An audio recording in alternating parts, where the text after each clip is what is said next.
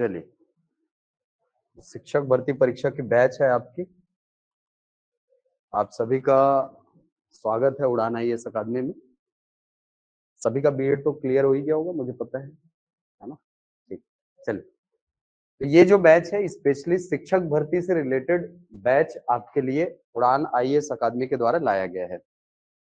ये जो बैच है इसमें आप सभी को शिक्षक भर्ती की जो परीक्षा है उससे रिलेटेड तैयारी तो कराई जाएगी, और अभी आप सभी को पता होगा कुछ दिन के बाद में सीटीईटी का एग्जाम है।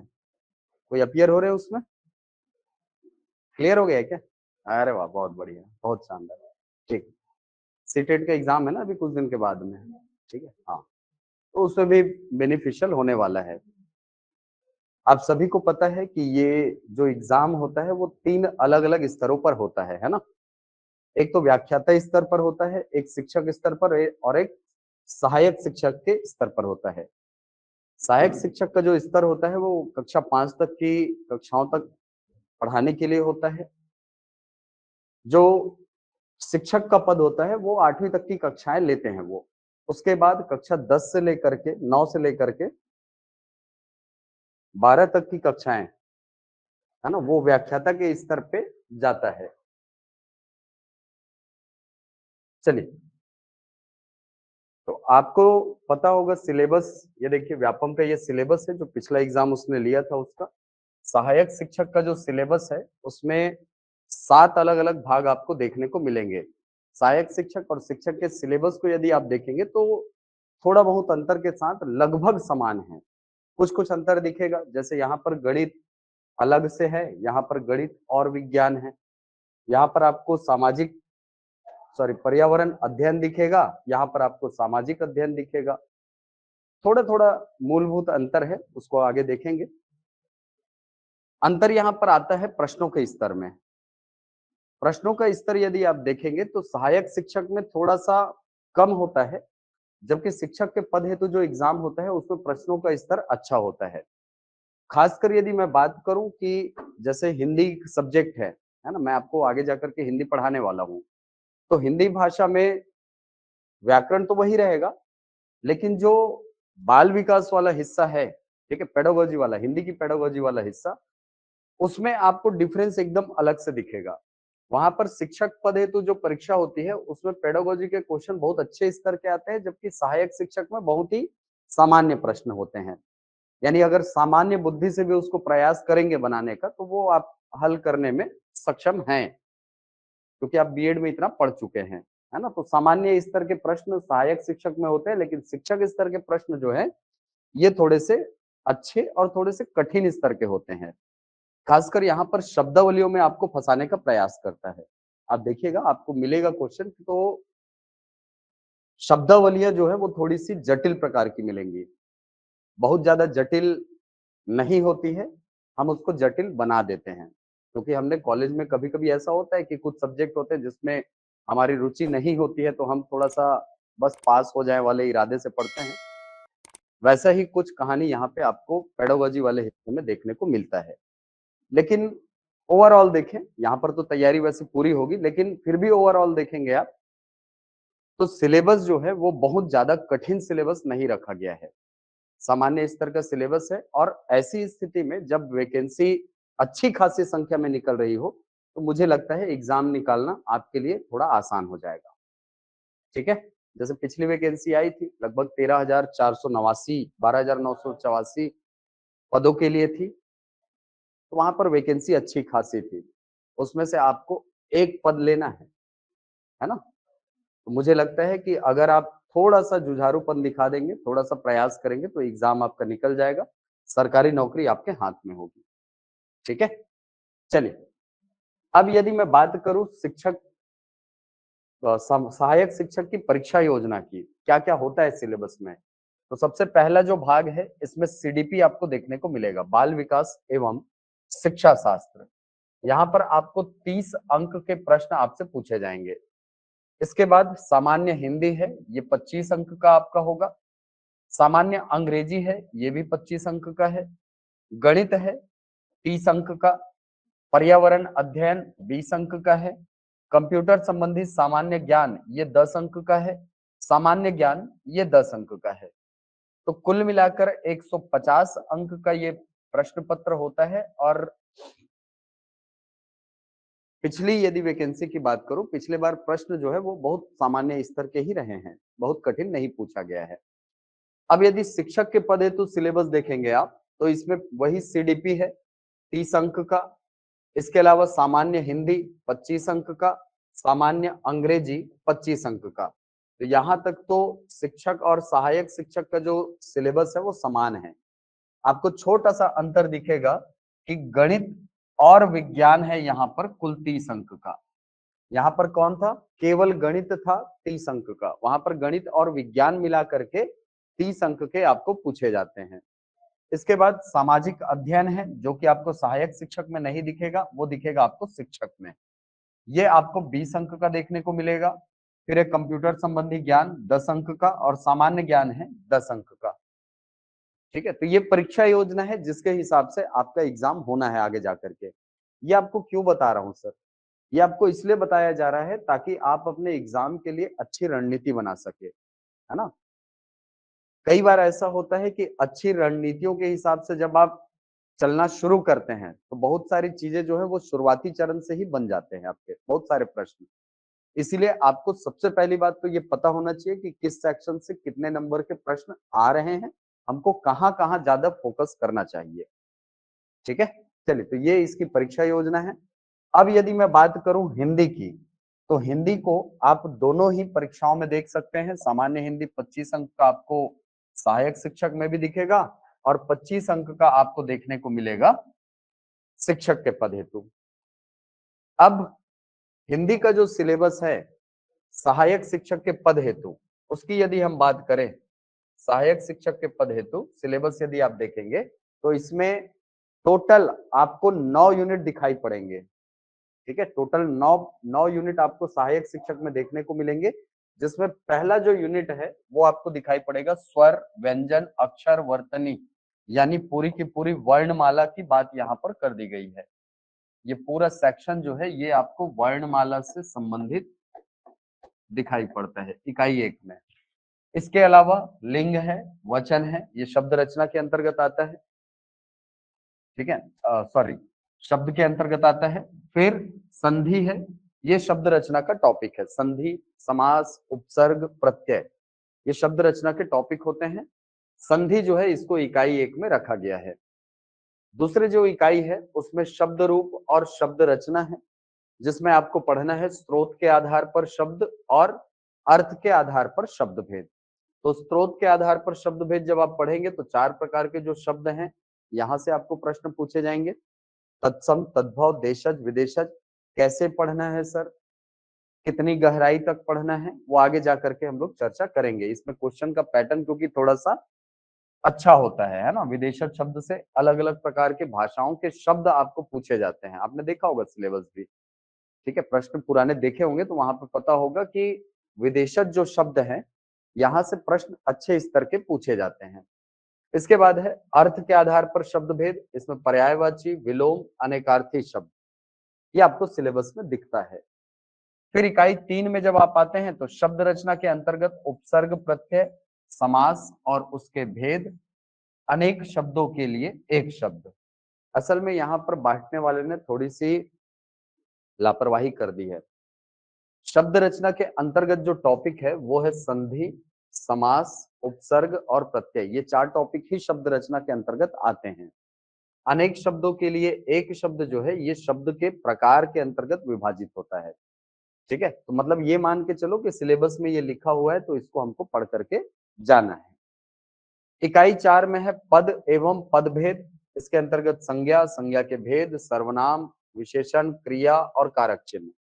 आप यदि सिलेबस को ध्यान से पढ़ें और संज्ञा या शब्द के भेद यदि पढ़ते हैं तो शब्द के आपको प्रयोग के आधार पर 8 भेद देखने को मिलते हैं, है ना। एक तो होती है संज्ञा, सुना होगा, सर्वनाम, विशेषण, क्रिया, ये जो 4 हैं इनको बोला जाता है विकारी शब्द।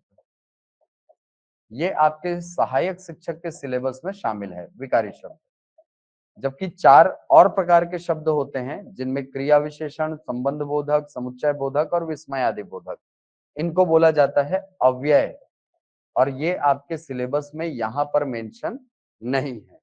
हाँ, कारक चिन्ह यहाँ पर मेंशन है, तो कारक चिन्ह या परसर्ग आपको आगे जाकर के पढ़ना है।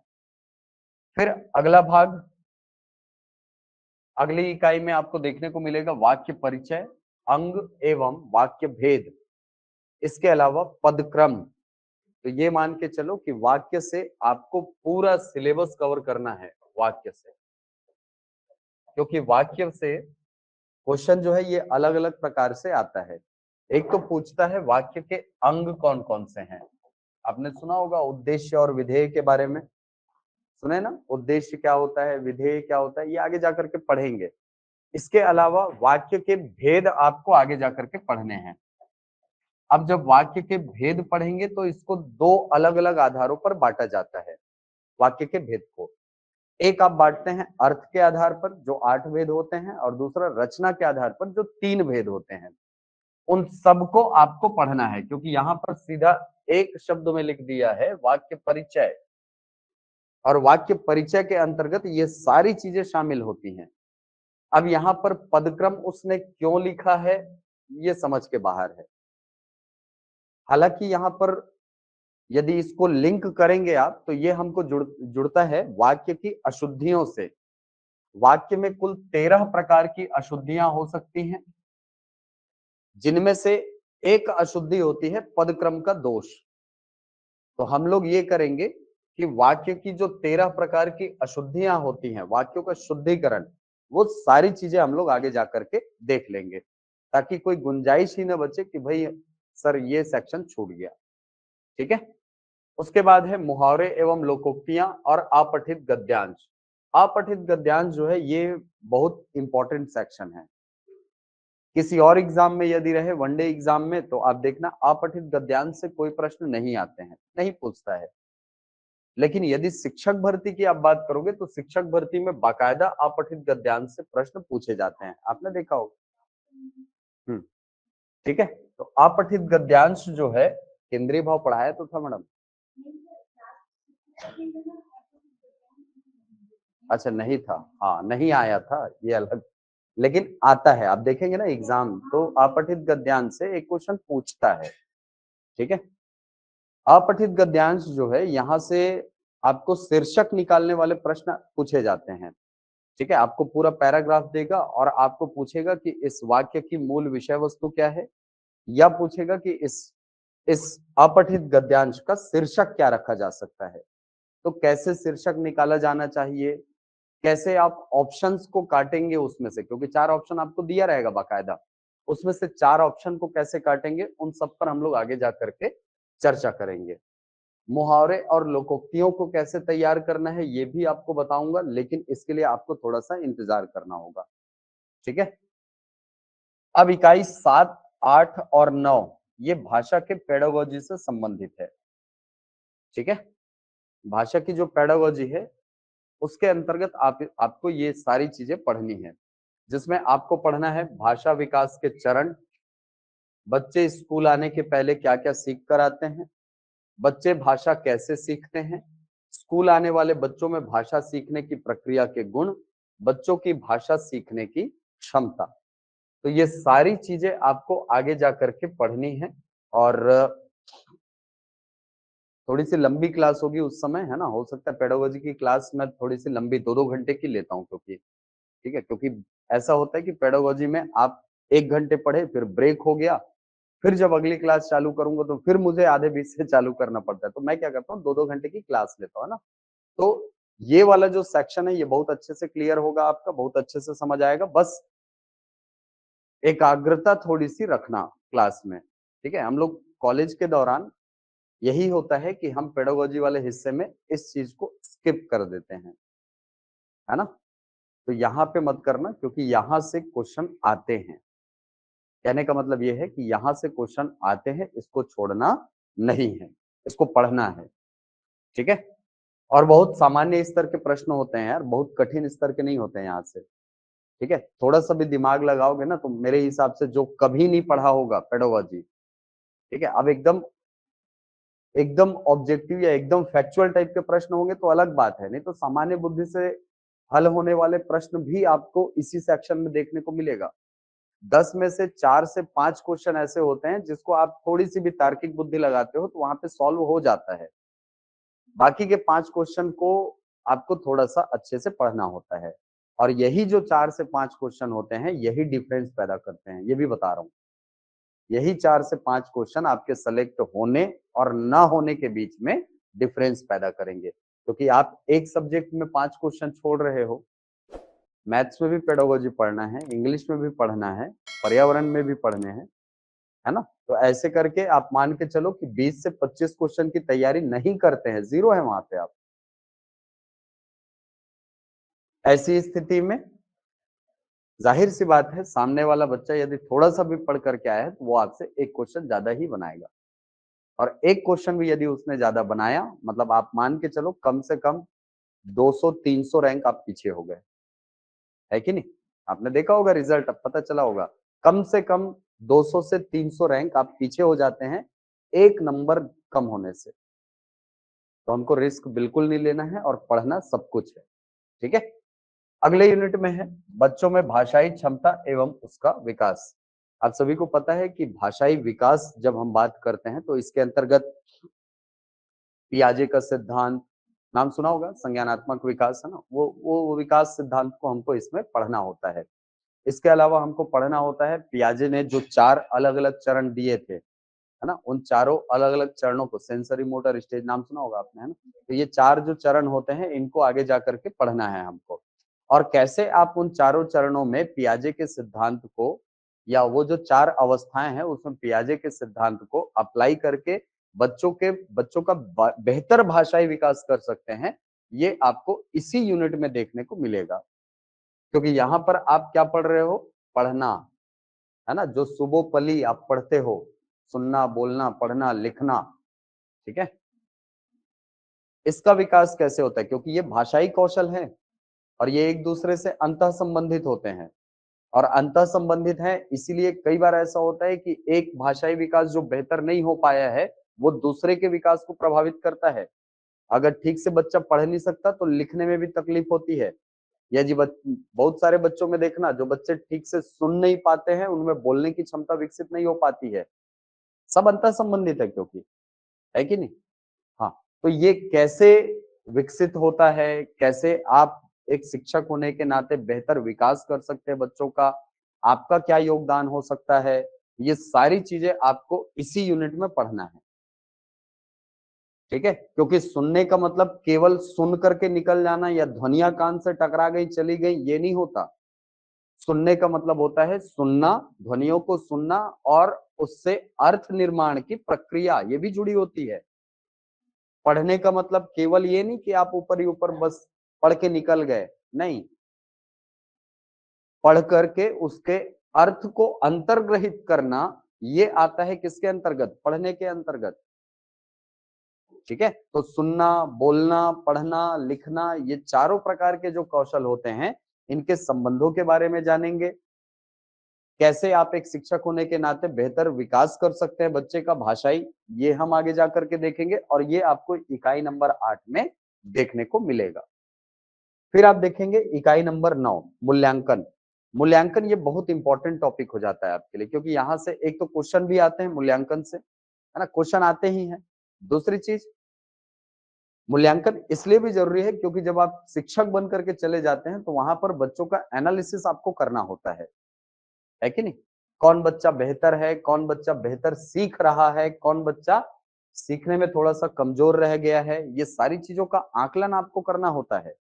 तो आकलन और मूल्यांकन ये 2 अलग-अलग चीज़ें हैं, इन दोनों अलग-अलग चीज़ों को आपको समझना है, ठीक है? क्या प्रोसेस होना चाहिए, किस स्तर के बच्चों को एनालिसिस करते समय कैसे आप मार्क्स देते हैं, वो सारी चीज़ें आपको इसी इसी यूनिट में देखने को मिलेगा, ठीक है? तो भाषा में मूल्यांकन क्यों आवश्यक है, ये आप पढ़ेंगे। उसकी प्रकृति कैसी होनी चाहिए, ये आपको पढ़ना है। बच्चों में भाषा क्षमता के आकलन के संभावित तरीके कौन-कौन से होते हैं, कितने तरीके हैं जिससे कि आप बच्चों के भाषाई विकास का आकलन कर सकते हैं। भाषाई क्षमता का आकलन कर सकते हैं। भाषा सीखने, लिखने व पढ़ने की प्रक्रियाओं में गलतियों की भूमिका, ठीक है? तो ये आपको आगे जाकर के देखना है। इसके अलावा आप एक महत्वपूर्ण टॉपिक जो इसमें लिखा नहीं है लेकिन वहां से क्वेश्चन आते हैं, वो है बहुभाषिता, ठीक है? बहुभाषी कक्षाओं में जो तकलीफ होती है शिक्षक को पढ़ाने में, वो सब आपको आगे जाकर के पढ़ना है और वहां से आप देखना हर एग्जाम में क्वेश्चन आया है, आता है वहां से क्वेश्चन, देखा होगा आपने, है ना? यदि कोई कक्षा है जिसमें अलग-अलग भाषा बोलने वाले, अलग-अलग बैकग्राउंड से आने वाले बच्चे हैं, वहां पर एक शिक्षक को क्या-क्या फेस करना पड़ता है, कैसे आप मतलब वहां पर कैसे शिक्षक का दायित्व तो बढ़ जाता है, किस तरीके से बढ़ जाता है, वो सारी चीजें भी आपको आगे जा करके इसमें देखना है, ठीक है? तो बहुत बेसिक सिलेबस है मेरे हिसाब से, बहुत कठिन सिलेबस नहीं है। यदि सहायक शिक्षक का सिलेबस देखेंगे तो आपको लगेगा शुरुआत के जो यूनिट हैं, है ना? जितना व्याकरण वाला यूनिट है इकाई 6 तक, ये तो आप लोग कक्षा 6वीं से लेके 12वीं तक हर कक्षा में पढ़े हो। हर कक्षा में पढ़े हैं ना? लगभग।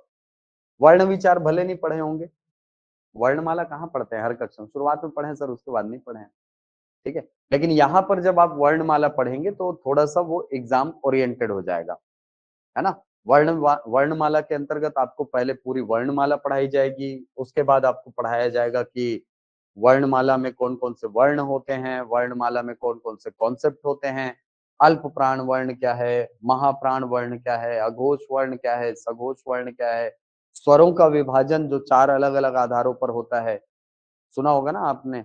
हाँ? अग्र स्वर, मध्य स्वर, पश्च स्वर, वहाँ से क्वेश्चन आते हैं और ठीक है? किसी और एग्ज़ाम में ना दिखे लेकिन शिक्षक भर्ती में दिखता है वहाँ से स्वरों के विभाजन से। तो वो आपको आगे जा कर के पढ़ना है। इसके अलावा आपको पढ़ना है कुछ स्पेशल वर्ण के बारे में, व्यंजनों के बारे में, है ना? कुछ विशेष व्यंजन होते हैं जिनको एग्ज़ाम में डायरेक्ट नाम से पूछ देता है। जैसे पूछता है काकल्य वर्ण कौन-सा है, पार्श्विक वर्ण कौन-सा, देखा होगा एग्ज़ाम में आपने। तो ये सारे वर्णों को, सारे व्यंजनों को, स्वरों को साथ में लेते हुए हम लोग वर्णमाला को कंप्लीट करेंगे। ठीक है? लेकिन अभी 2019 के बाद से यदि आप पैटर्न देखेंगे व्यापम का, तो व्यापम के हर एग्ज़ाम में 1 या 2 क्वेश्चन जो है ये भाषा विकास से आता है और वो भाषा विकास पेडागोजी के अंतर्गत नहीं आता। ये असल में भाषा का विकास है, जो भाषा विकसित होती है ना हिंदी जैसे वर्तमान स्वरूप तक आई है, वहाँ से एक क्वेश्चन आप देखेंगे तो वहाँ से पूछता है एक क्वेश्चन। ठीक है? तो उसके लिए भी तैयारी करेंगे हम लोग क्योंकि कई बार ऐसा होता है कि हम लोग एकदम सिलेबस के हिसाब से चलते रहते हैं और एक आध क्वेश्चन जो रहता है वो बाहर से आ जाता है। क्यों छोड़े अभी समय है तो, वो भी पढ़ लेंगे। ठीक है? चलिए, अब शिक्षक के सिलेबस की बात करें तो यहाँ पर 8 यूनिट हैं। वहाँ कितने यूनिट थे सहायक शिक्षक में? 9 यूनिट। लेकिन वहाँ पर प्रश्नों का स्तर थोड़ा-सा कम गहरा था। यहाँ पर प्रश्नों का स्तर अच्छा होता है। गहराई से प्रश्न आपको पूछे जाते हैं। ठीक है? नहीं, लेक्चरर का सिलेबस अलग होता है, वो सब्जेक्ट वाइज़ होता है ना, तो कुमारी, ठीक है? वो सब्जेक्ट वाइज़ होता है लेक्चरर का। चलिए, अब शिक्षक पद हेतु यदि आप सिलेबस देखेंगे तो मैंने बताया इसमें 8 यूनिट्स हैं। पहले यूनिट में वही आपको फिर से देखने को मिलेगा स्वर, व्यंजन, अक्षर, वर्तनी यानी वर्णमाला यहाँ पर भी है आपके। लिंग, वचन, एक टॉपिक जो नया आपको यहाँ पर दिखता है शिक्षक में, वो है काल। ठीक है? वहाँ पर नहीं था सहायक शिक्षक में, यहाँ पर है। संधि और संधि के प्रकार, संधि विच्छेद, ये आपको आगे जाकर के पढ़ना है। इकाई 2 में है शब्द रूप और शब्द रचना। शब्द रूप अलग से लिख दिया है, लेकिन शब्द रूप के अंतर्गत लिंग और वचन को ही रखा जाता है। फिर है स्रोत के आधार पर शब्द, तो स्रोत के आधार पर शब्द यहाँ भी है, जैसा कि वहाँ पर था। फिर है अर्थ के आधार पर शब्द भेद, तो यही सब वहाँ भी था, यहाँ भी है। यहाँ पर अलग से आपको एक टॉपिक मिलेगा शब्द युग्म। शब्द युग्म क्या होते हैं सर?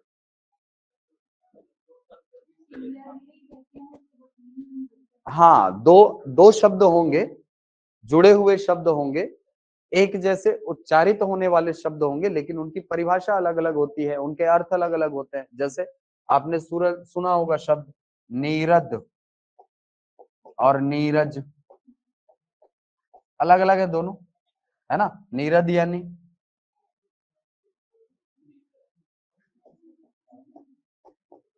जलज, जलद, ये तो पता होगा।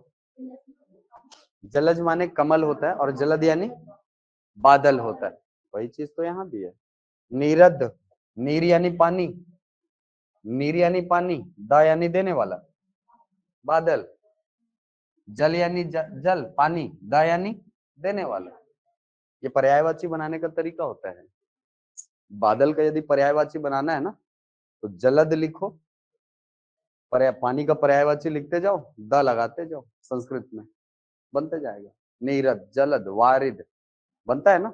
हाँ, वैसे ही जल, ज लगा है, ज यानी होता है उत्पन्न, ठीक है। तो जलज, नीरज, पंकज, सुने ना, सरोज, सरसिज, सब पर्यायवाची कमल के हैं, ठीक है। तो ये शब्द युग्म है सर, ये शब्द युग्म है। एक जैसे दिखेंगे, लगभग एक जैसे उच्चारित होंगे, लेकिन अर्थ में भिन्नता होती है। जैसे आप ये देखे होंगे, अंश और अंश, क्या भेद है? हाँ, अंश यानी भाग, पार्ट, ठीक है। हाँ, और 4 ऑप्शन दिया है, पहले में सब में लिखा है भाग। इसका अर्थ क्या है? पहले पार्ट में लिखा हुआ है भाग और इधर कोई और शब्द है, बी में लिखा है भाग और इधर कोई और शब्द लिखा है, सी में लिखा है भाग, कोई और शब्द लिखा है, चौथे ऑप्शन में भी लिखा है भाग, इधर कोई और शब्द लिखा है। मतलब कुल मिलाकर के आपका आंसर जो है वो डिपेंड कर रहा है किस पे? बाद वाले शब्द पे। अंश यानी क्या होता है? इसका मतलब तो ठीक है, आपने भाग बता दिया, इसका मतलब क्या? कंधे को बोला जाता है, ठीक है। हाँ, अंश यानी होता है कंधा, इसका मतलब होता है कंधा, ठीक है। तो ये ऐसे शब्द हैं जैसे हरि और हरि, हरि और हरि, क्या अंतर होता है हरि का और हरि का? हरि मीन्स विष्णु, हरि मीन्स विष्णु, ठीक है। वो वाले हरि का मतलब हरे रंग का विशेषण शब्द है ना। हाँ, ठीक है। तो यही जो शब्द हैं ये कहलाते हैं शब्द युग्म। एक जैसे दिखेंगे, उच्चारण में एक जैसे होते हैं, लेकिन अर्थ में भिन्नता होती है, ये शब्द युग्म है। और ये आपको मिलेगा शिक्षक के सिलेबस में, सहायक शिक्षक में ये नहीं है। अगला है शब्द रचना, इसके अंतर्गत उपसर्ग, प्रत्यय, समास और उसके भेद, यानी संधि, समास, उपसर्ग, प्रत्यय, ये चारों टॉपिक आपको आगे जाकर के पढ़ने हैं। फिर है अनेक शब्दों के लिए एक शब्द। एक टॉपिक जो नया मिलेगा वो है शब्द शक्ति। जो 3 प्रकार की शब्द शक्तियां होती हैं, है ना, वाचक, व्यंजना, लक्षणा, है ना, या अभिधा, लक्षणा, व्यंजना जिसको हम बोलते हैं, ये 3 प्रकार की शब्द शक्तियां आपको आगे जाकर के पढ़नी है। वाक्य पूछेगा यहाँ से, वैसे तो बहुत कम क्वेश्चन आते हैं, एक क्वेश्चन डायरेक्ट पूछता है कि शब्द शक्तियां कितने प्रकार की होती है, 3 प्रकार की होती है।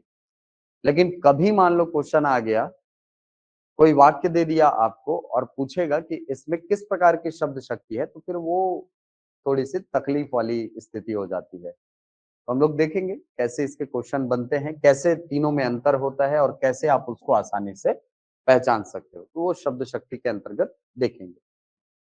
फिर है पद एवं पद भेद। संज्ञा है, संज्ञा के प्रकार है, सर्वनाम है, विशेषण है, क्रिया है, फिर डायरेक्ट क्या है, कारक चिन्ह।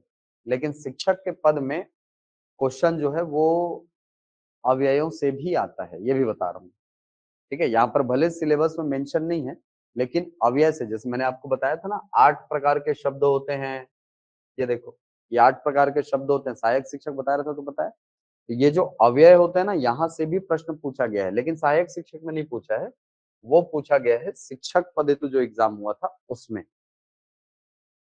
ठीक है।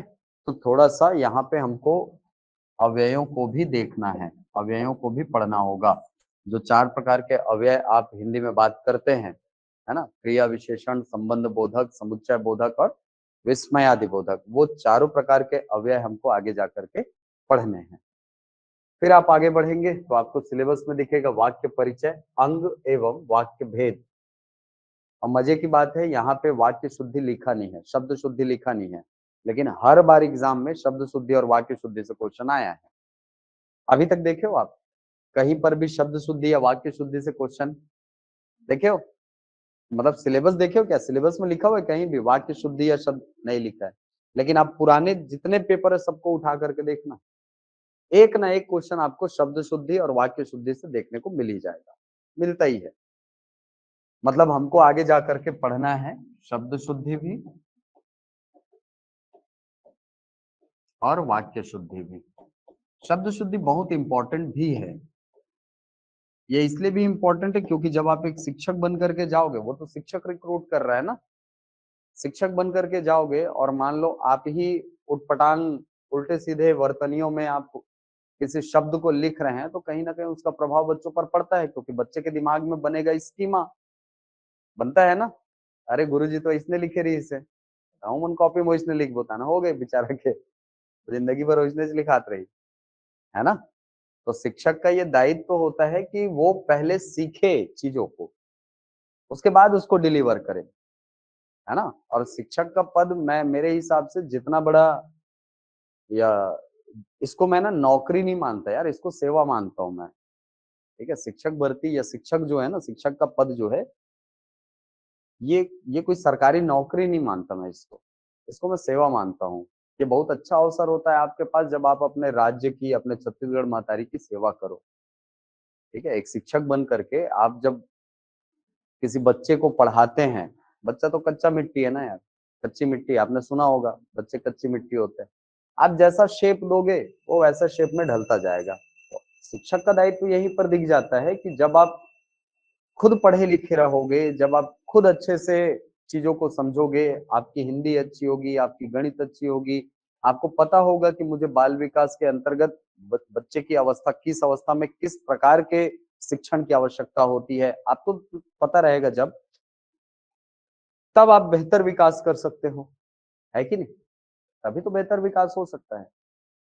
एक ट्रेंड ऑफिसर में यही तो मतलब क्वालिटीज होती हैं कि वो चीजों को समझ करके कोई निर्णय लेता है, आप आवेग में नहीं आते हैं, है कि नहीं?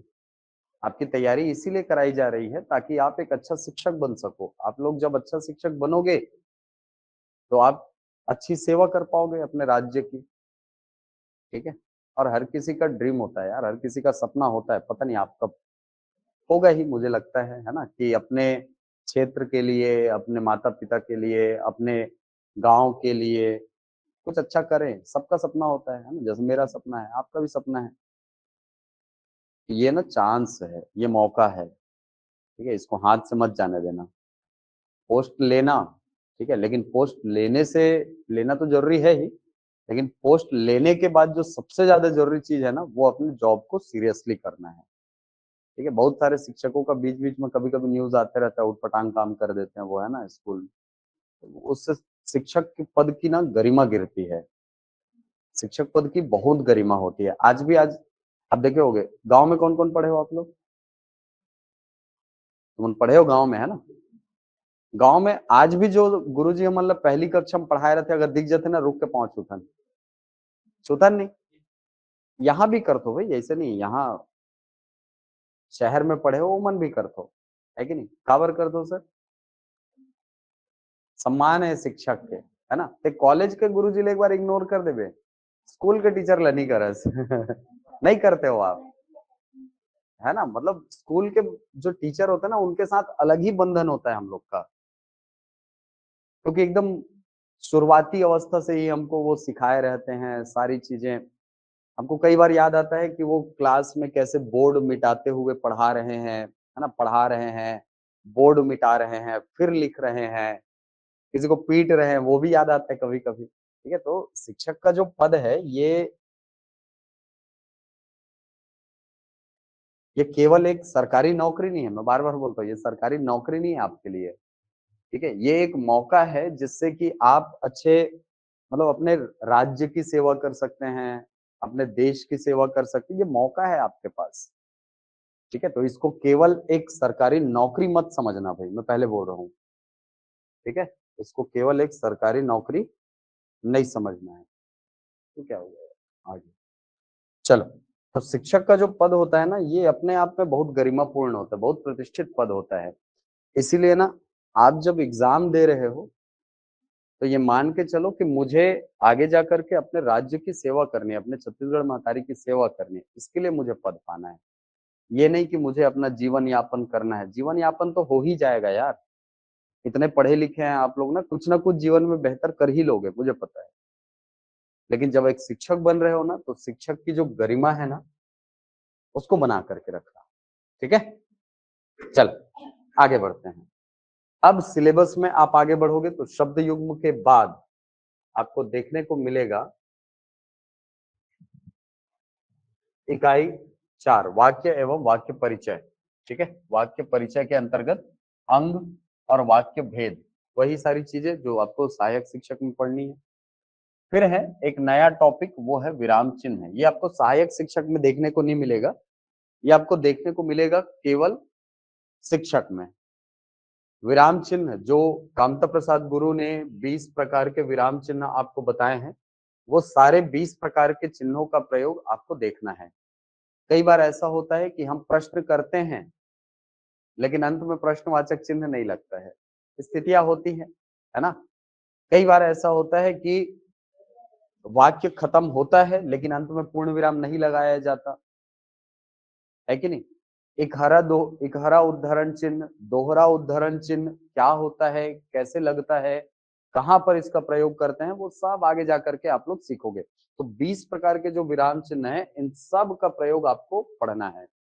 फिर है मुहावरे और लोकोक्तियां। मुहावरे और लोकोक्तियों के अंतर्गत जो हिंदी के मुहावरे हैं और हिंदी के जो लोकोक्तियां हैं, इनको आपको पढ़ना है। फिर है अपठित गद्यांश, शिक्षक पद हेतु सबसे इंपॉर्टेंट टॉपिक, कुछ आए ना आए ये आता है। ठीक है? पिछले बार भले नहीं आया था, लेकिन हर बार आता है यहाँ से क्वेश्चन। फिर है भाषाई कौशलों का अध्यापन, श्रवण, वाचन, लेखन, पठन। ये 4 प्रकार के जो कौशल होते हैं, इनको आपको कैसे पढ़ाना है, इनके पीछे कौन-कौन से सिद्धांत होते हैं, क्योंकि बहुत सारे सिद्धांत जो है आपको इसमें बीच-बीच में कई बार स्टेटमेंट वाइज़ क्वेश्चन आते हैं, है ना? पियाजे का ही कथन कई बार आ जाता है, कई बार आ जाता है वाइगोत्स्की का कथन, कभी अनुकरण से क्वेश्चन पूछ देता है स्किनर के नाम से, है कि नहीं? अनुकरण को कौन सबसे ज़्यादा तवज्जो देता है, तो कौन देता है? स्किनर, स्किनर, है कि नहीं? हाँ, तो ऐसे बहुत सारे नाम हैं जिनका नाम आपको आगे जाकर के पढ़ना है। क्रॉशन का नाम पढ़ना है, ठीक है? क्रेशन के नाम से पढ़ा होगा आपने, ठीक है? वो असल में क्रेशन है, ठीक है? स्टीफन क्रेशन, तो उनका नाम है, उनका नाम पढ़ना है आपको आगे जाकर के। उनके जो सिद्धांत हैं, वो आपको देखना है। यहाँ भी क्वेश्चन आपको आकलन और मूल्यांकन से पूछता है, सिलेबस में मेंशन नहीं है, लेकिन शिक्षक पद का जो एग्ज़ाम होता है, इसको आप देखेंगे तो आपको मूल्यांकन से प्रश्न पूछे जाते हैं, ठीक है? बहुभाषिता यहाँ भी है, यहाँ भी बहुभाषिता से प्रश्न आता है। एक एक शिक्षक है, शिक्षिका है ना? एक क्वेश्चन है आपके लिए, बताइएगा। एक शिक्षिका है जो अपनी कक्षा में पाठ पढ़ाते समय या पढ़ते समय श को स बोलती है। इसके पीछे सबसे बड़ा कारण क्या हो सकता है? उसके भाषा संबंधी ज्ञान का अभाव,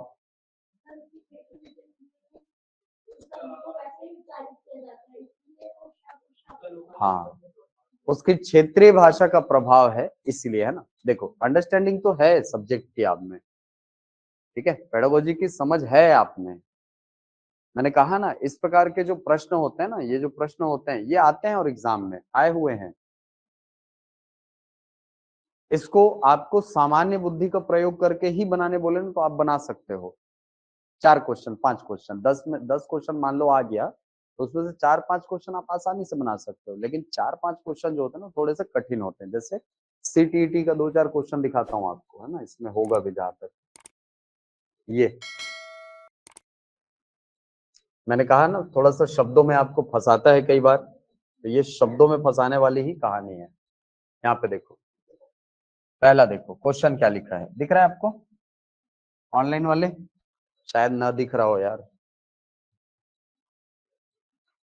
अब दिखेगा। चलो क्वेश्चन क्या लिखा है देखो, उस युक्ति का चयन कीजिए जो नीचे दिए गए उदाहरण से मेल खाती है। मैं भाषा पर ध्यान केंद्रित रखती हूं, मैं इस बात का पूरा ध्यान रखती हूं कि यह सही हो। पहला, पर भाषा व्यवहार, है ना, जिसको आप ट्रांस लैंग्वेजिंग बोलते हैं। दूसरा है याद रखना। तीसरा है पुनरावृत्ति करना, दोहराना, रिपीट करना। चौथा है स्वनिरीक्षण। तो इस फिनोमिना को आप क्या बोलेंगे कि जब आप भाषा का प्रयोग कर रहे हैं और आप सेल्फ एनालिसिस कर रहे हैं कि भाई मैं खुद बोल रहा हूं और उस भाषा में क्या गलत कर दिया उसको खुद ही सुधारने का प्रयास भी कर रहा हूं या कर रही हूं, क्या कहा जाएगा इसको? स्वनिरीक्षण कहा जाएगा। अब देखो क्वेश्चन थोड़ी भी कठिन है क्या, बताओ? थोड़ा भी कठिन है? थोड़ा भी कठिन है? नहीं। कठिन कब होगा सर ये? जब आप शब्दों के फेर में फंसेंगे, समझे? आप शब्दों के फेर में अगर फंस गए मतलब कहानी खत्म है वहीं। जैसे मान लो लिखा है परभाषा व्यवहार, अब इसके पीछे पड़ गया। ये होता क्या है? एग्जाम हॉल में बैठे हैं और इसके बारे में सोचने लग गए। इसके बारे में नहीं सोचना है, सोचना है हमको कि भाई ये जो फिनोमिना है ये बेहतर रूप से किससे जुड़ा हुआ है? क्या वो स्वनिरीक्षण से जुड़ा हुआ है? हाँ सर। क्या रिपीट करके मैं अपनी भाषा पर ध्यान केंद्रित रख सकता हूं? अगर रख भी सकता हूं तो क्या फायदा है ना? मैंने मान लो कोई बात बोल दी, कुछ मुंह से गलत निकल गया, अब उसको मैं खुद में दोहरा रहा हूं, क्या इसका कोई लाभ होगा? नहीं होगा सर, ऐसा कोई लाभ नहीं होगा क्योंकि मैंने तो बात पहले ही बोल दी है ना। उस स्थिति में पुनरावृत्ति जो है ये गलत है। वैसे ही याद करना ये गलत है, आप रिपीट करके ही तो याद करोगे, गलत है।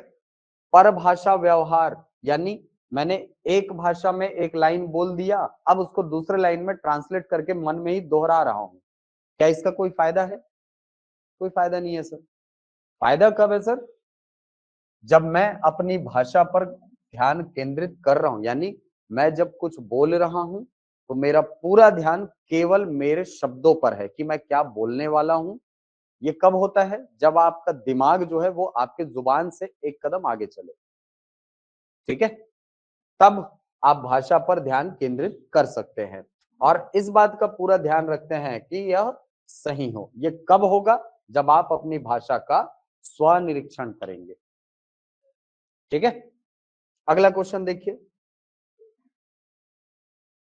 कक्षा 2 के विद्यार्थी एक कविता गा रहे हैं। यह मेरी नाक है, यह मेरे कान। यह कविता गाते समय वे शरीर के जिस अंग का नाम लेते हैं उस अंग को स्पर्श भी करते हैं। अध्यापिका किस विधि का प्रयोग कर उन्हें सिखा रही है?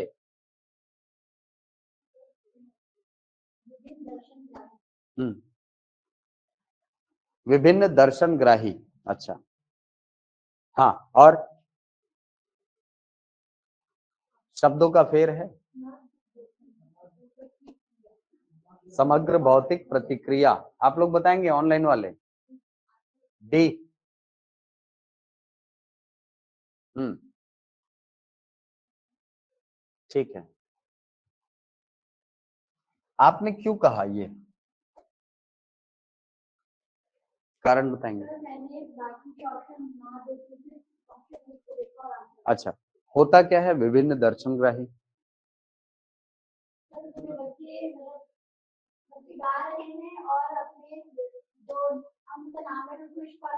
हम्म, दर्शनग्राही, आप चित्र देखते हैं और चित्र देख करके उसका वर्णन करते हैं। यहाँ पे यही लिखा होता ना चित्र वर्णन, तो आप आसानी से समझ जाते कि ये ऑप्शन नहीं होगा। आपको शब्दों में फंसा दिया उसने। कोई कठिन ऑप्शन है? नहीं है सर। शब्दों में खेल दिया उसने। ठीक है, उसी प्रकार श्रव्य भाषिक ये भी नहीं हो सकता। ये तो अधिकांश आप देखना जो ऐसे बच्चे हैं जो केवल सुन सकते हैं, है ना? उनको सिखाने के लिए ये किया जाता है, श्रव्य भाषिक बोला जाता है और उसको स्पर्श किया जाता है। वैसे ही संप्रेषणात्मक भाषा शिक्षण ये क्या होता है सर? संप्रेषणात्मक भाषा शिक्षण, हाँ, जिसमें आप ग्रुप डिस्कशन वगैरह ऑर्गेनाइज करते हैं ना, 4 लोग बैठे हैं, कोई टॉपिक दे दिए, चारों अपने-अपने अपना-अपना मत रख रहे हैं उस टॉपिक पर, ये है संप्रेषणात्मक। ये जब आप भाषाई कौशल का विकास करोगे, है ना? बच्चों में भाषाई विकास का कौशल, यहाँ से क्वेश्चन कैसे आता है संप्रेषणात्मक भाषा शिक्षण से। जैसे मान लो कोई बच्चा है, वो किसी ग्रुप में बोलने से या बड़े जगह पर बोलने से डरता है।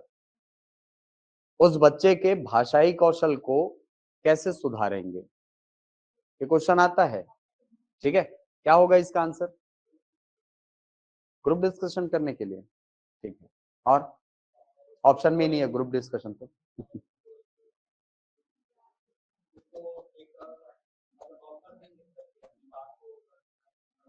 किसके सामने? अधिक से अधिक लोगों के सामने। हाँ, देखिए, सबसे पहली बात सर, कभी भी कोई बच्चा जिस चीज से डरता है, उसको उसके सामने फेंको मत ना। समझ रहे हो बात? आपने कहा ज्यादा से ज्यादा लोगों के सामने बोलने का अवसर दो, वो तो डर डर के घुल जाएगा बेचारा, है कि नहीं? पहले उसको छोटे छोटे ग्रुप्स में बोलने का अवसर दिया जाए, ठीक है? जैसे आप कभी शिक्षक बनोगे ना, और जिन लोग की टीचिंग स्किल थोड़ी सी कम होती है, खराब तो नहीं बोलूंगा, कम होती है ना? डर लगता है, आप किसी के सामने जाओ, आप जब पढ़ाने जाओगे ना तो आपको थोड़ा सा डर तो लगेगा ही। उस स्थिति में आप शुरुआत में ऐसी कक्षा का चयन कीजिएगा जिसमें बच्चों की संख्या कम हो, ठीक है? इससे क्या होगा सर? इससे होगा कि आपके अंदर बोलने की फ्लुएंसी बनेगी।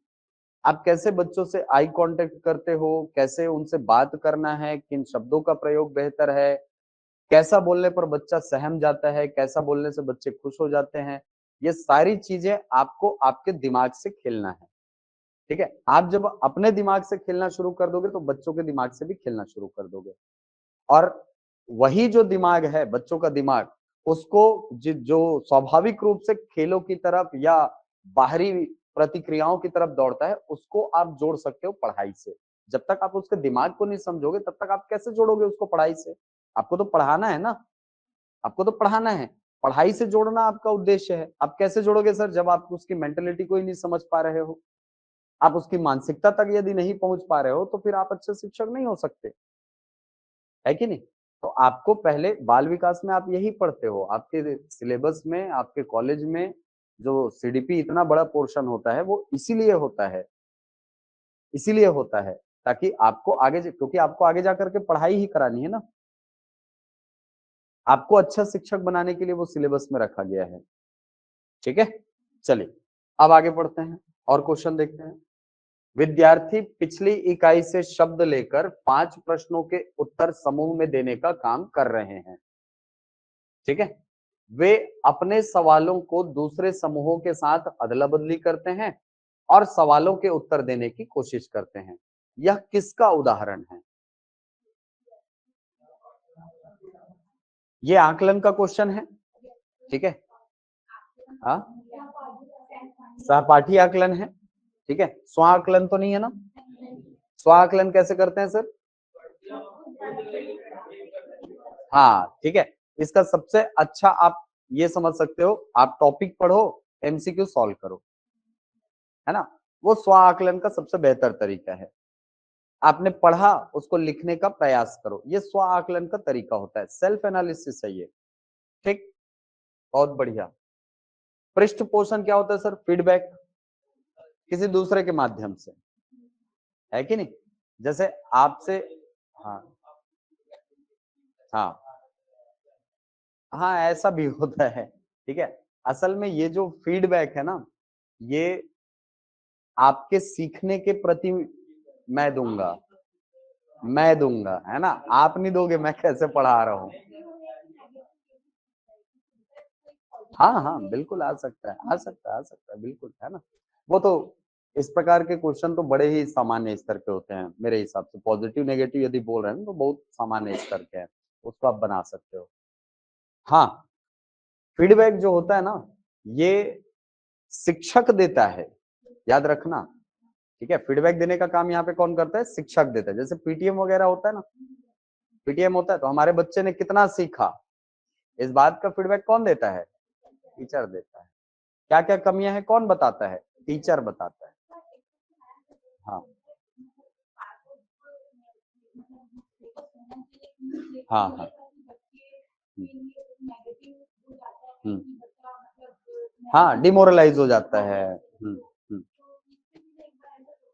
हुँ। नहीं, तो वो असल में ना मैडम देखो, होता क्या है कि फीडबैक के ना बहुत सारी विधियाँ होती हैं हमारे यहाँ, ठीक है? बहुत सारी विधियाँ होती हैं। कुछ विधियाँ जो होती है ना, वो ऐसी होती हैं जो जो बहुत नेगेटिव होती हैं और कुछ विधियाँ ऐसी होती हैं जो बहुत सकारात्मक होती हैं, ठीक है? जैसे एप्रिशिएशन, प्रोत्साहित करना, ठीक है? मान लो कोई बच्चा जो है वो किसी प्रतियोगिता में अच्छे नंबर लेकर के आया है ना? कोई राज्य स्तरीय परीक्षा है, उसमें उसने परफ़ॉर्म किया, उसने अच्छे नंबर लेकर के आया, उसने राज्य में टॉप किया है। अब उसको फीडबैक नहीं दोगे तो कैसे चलेगा? फीडबैक तो वहाँ देना पड़ेगा ना, और ये जो फीडबैक होगा ये एप्रिसिएशन के लिए होगा, ये बहुत पॉजिटिव जाएगा, ठीक है? नेगेटिव कब जाता है? जब मान लो कोई कक्षा है, जिसमें पेपर का स्तर, मान लो कोई पेपर हुआ, उसमें बहुत कठिन स्तर का प्रश्न आया, बहुत कठिन स्तर का प्रश्न आया और उस स्थिति में बहुत सारे बच्चे जो है वो उसमें फेल हो गए, बहुत सारे बच्चे फेल हो गए। अब टीचर जब उसको बुला-बुला करके सबके सामने बेइज्जत करता है, तो ये नेगेटिव फीडबैक, ठीक है? ये नेगेटिव जाता है। इससे क्या होता है? इससे होता ये है कि बच्चे का जो मोरल होता है ना, वो गिर जाता है। बच्चा जो है सोचने समझने में थोड़ा-सा संकोच करने लगता है, प्रश्न करने में। कोई बच्चा प्रश्न कर रहा है तो उसको डाँट देना, ये सब गलत प्रवृत्तियाँ हैं। इससे एक अच्छे शिक्षक को बचना चाहिए, ठीक है? चलो, पठन आकलन क्या होता है सर? पढ़ करके आकलित करना। तो ये इस प्रकार के क्वेश्चन है। तो सब क्वेश्चन में आप देखो, सभी क्वेश्चन में कोई कठिन बात नहीं पूछा है आपको। कुछ भी कठिन पूछा है क्या? नहीं सर। केवल शब्दों में आपको फँसाने का प्रयास किया है, ठीक है? केवल भाषा का ही खेल है, मैं पहले बता रहा हूँ। पेडागोजी वाले हिस्से में, भाषा विकास वाले हिस्से में अगर आप कहीं पर फँसोगे, वो केवल और केवल शब्दों में फँसोगे और कहीं नहीं फँसने वाले। क्योंकि सामान्य बुद्धि से प्रश्न सॉल्व हो जाते हैं और ये सीटीईटी का क्वेश्चन है, ठीक है? बहुत कठिन स्तर के प्रश्न नहीं है ये। हाँ, सीटेट का क्वेश्चन है ये, और सीटेट के क्वेश्चन का स्तर छत्तीसगढ़ शिक्षक भर्ती से कहीं ऊपर होता है, कहीं ऊपर होता है कि नहीं? अब सोचो, ये 3 क्वेश्चन मैंने पूछा आपको, 3 में से 3 आप सही बता रहे हो, 3 में से 3 आप सही बता रहे हो। यहाँ पर एग्ज़ाम हॉल में गलतियाँ होती हैं। हाँ? हाँ, ठीक है। एक ये भी कारण होता है कई बार कि क्वेश्चन की संख्या थोड़ी-सी ज़्यादा हो जाती है कई बार। थोड़ा-सा लेंथी पेपर आ गया तो वहाँ पे हम लोग हड़बड़ा जाते हैं कि सर, अरे सर, 70 ही क्वेश्चन बन पाए, 60 क्वेश्चन ही अटेम्प्ट, कोई दिक्कत नहीं है, कठिन है, लेंथी है, तो केवल एक आदमी को टारगेट करके बनाया गया पेपर ऐसा थोड़ी है। कठिन है तो सबके लिए है ना, लेंथी है तो सबके लिए है और सरल होगा तो सबके लिए होगा, है कि नहीं? मान करके चलो ये, काहे आप उसमें उसका टेंशन ले रहे हो?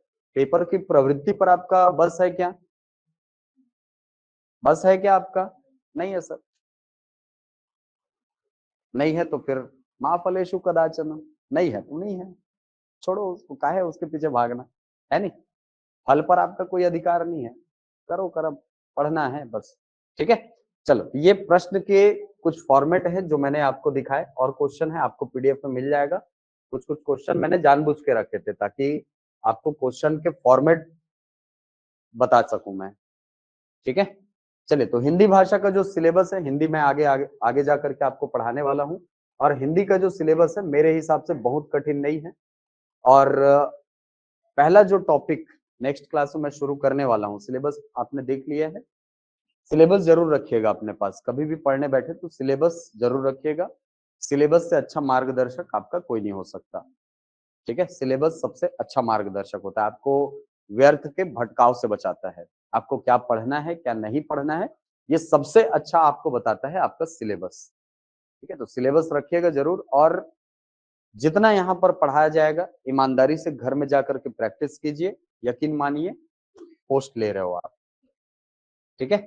चलिए कल टॉपिक शुरू करूंगा भाषा बोध, और अगली जो अभी क्लास होगी वो होगी साइंस की, ठीक है। उसके बाद फिर मैथ्स की क्लास होगी, क्योंकि साइंस भी आपके सिलेबस में अच्छा खासे वेटेज में है, और मैथ्स तो है ही है, ठीक है। तो हम लोग कोशिश कर रहे हैं कि सारे सब्जेक्ट को एक साथ लेकर के चले, ठीक है। चलिए, और कोई सवाल शंका ऑनलाइन वाले? हाँ भाई।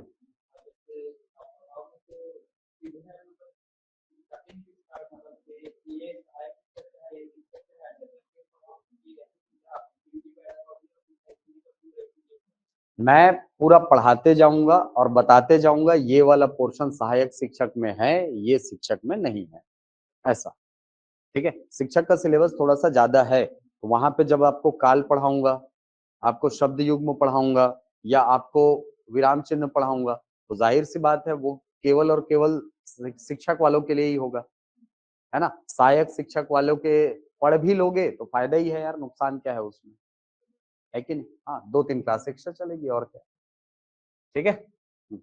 और कोई डाउट है? हाँ, बीएड वाले नहीं दे रहे हैं ना, वो तो सुप्रीम कोर्ट का फैसला है। अरे सुप्रीम कोर्ट बोल दिया तो पूरे पूरे देश में लागू है। हाँ लगे बिल्कुल। नहीं, नहीं होगा। हाँ ठीक है, अच्छा है ना, ऊंचे लोग, है ना, ऊपर जाओ सीधे, और क्या। ठीक है, ऊपर हाँ,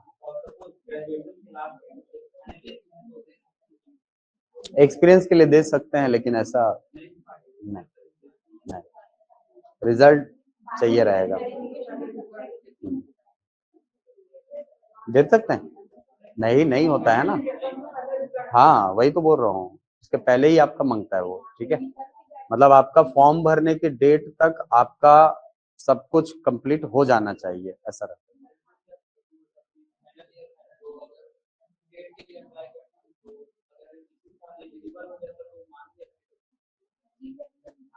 अब क्या बोल रहे हो, समझा नहीं।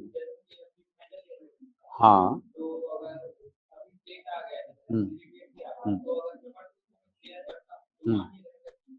रहेगा रहेगा रहेगा रहेगा रहेगा रहेगा रहेगा रहेगा रहेगा, एलिजिबल रहेगा। हाँ, फाइनल ईयर वालों के लिए वो एलिजिबल रहता है, ठीक है। मॉक टेस्ट भी अवेलेबल रहेगा क्या सर? अब मॉक टेस्ट मेरा तो, मेरे सब्जेक्ट का बीच बीच में कुछ कुछ टेस्ट लेता रहता हूँ निधि, है ना। बीच बीच में टेस्ट लेता रहूंगा मैं, एकदम से मैं ये नहीं बोल सकता कि हर टॉपिक के बाद टेस्ट लूंगा, आपके टाइम टाइम वेस्ट होगा आपका उससे, ठीक है। हाँ, लेकिन ऐसा होता है कि जब 5 टॉपिक 10 टॉपिक कवर हो जाते हैं तो उसके बाद फिर मैं आपका टेस्ट लूंगा, ठीक है, कुछ क्वेश्चन लूंगा।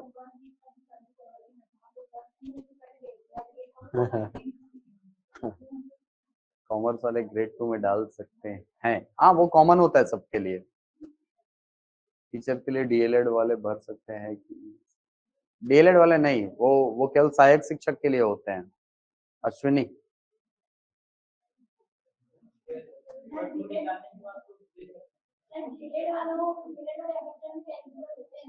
हाँ 2 और 3 के लिए होते हैं, अच्छा।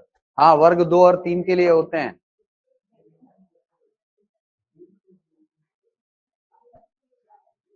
बायोलॉजी लेक्चर का बैच शुरू होगी कैसे? अभी साइंस की क्लास होगी ना आपकी अगली, दीपक, ठीक है। चलिए, तो अगली क्लास आपकी साइंस की होगी और नेक्स्ट जो क्लास आपकी होगी हिंदी की, है ना, कल आपका सिलेबस चालू कर दूंगा मैं। हो गया भाई। हाँ, कल जो पहला टॉपिक होगा आपका वो होगा भाषा बोध। देखो ये जो टॉपिक है ना, ये सिलेबस में डायरेक्ट नहीं लिखा होता, लेकिन आप 2019 के बाद से व्यापम का कोई भी एग्जाम देखो, यहाँ से 1 से 2 क्वेश्चन हर बार दिया है, ठीक है, यहाँ से क्वेश्चन आए हुए हैं, तो इसीलिए हम लोग काहे रिस्क लें, 1-2 क्वेश्चन भी इंपॉर्टेंट होते हैं, है ना, तो हम इसको भी आगे जा करके पढ़ेंगे। ठीक, चलो। अच्छा, बायोलॉजी उसके लिए बोल रहे हो आप, वो गुरु सर नंबर दिए हैं, उसमें कांटेक्ट कर लीजिए, दीपक, है ना। चलिए कल मिलते हैं।